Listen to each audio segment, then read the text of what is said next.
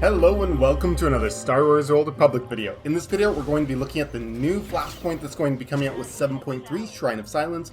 Fair warning, there are quite a few spoilers in here. I'm not going to cover every little detail in here. I wanted to show you guys kind of some of a few highlights, as well as all of the different boss fights that you're going to be encountering in this new Flashpoint. And yeah, we'll talk about a few things. So far, loving the atmosphere. Here's the very first puzzle room that you're going to encounter. Look carefully around the room and you should be able to start seeing that there are multiple pieces to solving this puzzle to carry on. The other thing that I want to mention is there is a bonus here. There is a second way to solve the puzzle, and you can find an extra flame that will unlock the bonus boss. So here we are at the first boss, the new Verandicus. It has a few basic attacks. It has one little cleave, shoots out a conal there, fairly easy to dodge if you're paying attention, and then it has this circle dodging mechanic where you have to take turns dancing in and out. As you can see, the other player, because they were standing at further range, the second circle caught them off guard, whereas as a melee player and someone who's done this a few times, I can see that. There's another weird mechanic here. It doesn't explain itself very well, but the general idea is that all players standing inside that white circle are going to get buffed, and I think the red circle is supposed to be under the boss to prevent his healing while he's stunned. Maybe that's what it's doing. The boss does do quite a bit of damage, as you can see there when I was just straight up tanking him. So you can hold him in one place, or, you know, if need be, you could also run away and kite him a little bit. There's some commandos up here asking for our help. Oh no! Do we help them, or do we not? There's also just a lot of these tentacles in general. They like slapping you around, and there's some ghost friends too that you might encounter. A room here. A shrine. What's this going down the hallway? What's that in the distance? It's quite nice. I really like the art style and the art direction of this. Alright, let's rewind to the second boss and take a look at what's going to happen with this little mystic duo, I guess you could call them. There are a few mechanics that you definitely need to be aware of. This purple lightning field is one of them, and it hurts a lot, as you might have noticed. There's also a ghost that spawned in here, and there's these red lines that you need to be getting out of. So yeah, just be very careful here. Those purple circles especially can be very hazardous if players stay in them for too long. And the other boss has this beam. On master mode it will follow you around, whereas on story mode it doesn't. I'll show you how this knockback works. I've been having a lot of fun just getting punted off the edge occasionally, and thankfully you do respawn at the top of the arena. You can run back into the fight. Now, you might want to pay attention here. You can see I'm taking these constant ticks of damage from those ghosts being out. Yeah, they do damage, and so you want to be careful not to let too many stay out at once. The person I was playing with, I told them to take the knockback for a bit of fun there. Just try it out, you know, have some fun. So there you go. Those are the general mechanics of the boss. There's a pretty room to walk through afterwards.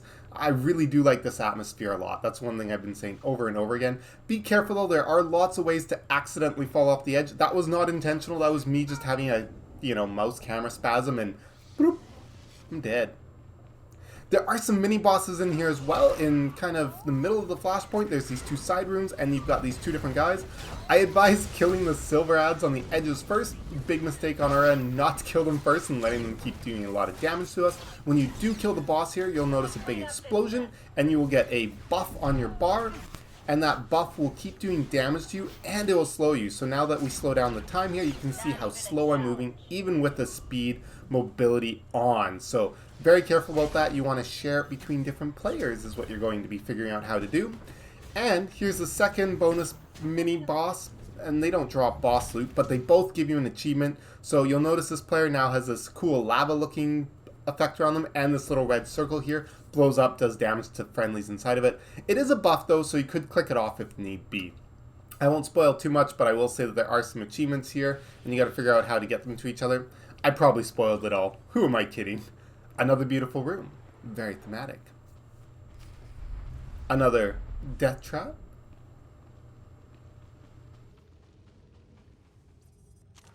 This is the bonus boss. This has actually so far been my favorite boss in the whole Flashpoint. I've really been enjoying doing this one. There is a secret achievement in here as well that you can do. I'll just say that if you are on master mode like I am, don't click that console. So the first boss mechanic you saw, we all got inside of that yellow circle, and then he had a little red circle. We had to get out of that. Once he gets to about 30%, he's going to have these other red circles. As you can see, obliterated my companion, one-shot hit, so be careful. But again, main mechanic, that yellow circle with the red all around it, you want everybody stacky inside. Right after the bonus boss, we find the final room, and we got the final boss.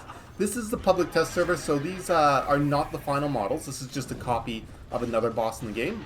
He's got a few attacks. He does this lightning zap you might have seen go to player. He does that front conal. He spawns a tentacle in the back. He also spawns some ads as well. You can interrupt him. The only ones that I really tried interrupting regularly were the spawning the ads to make it a bit easier. And once you hit 50%, we're going to get teleported into the dream world on boss. And now things go crazy.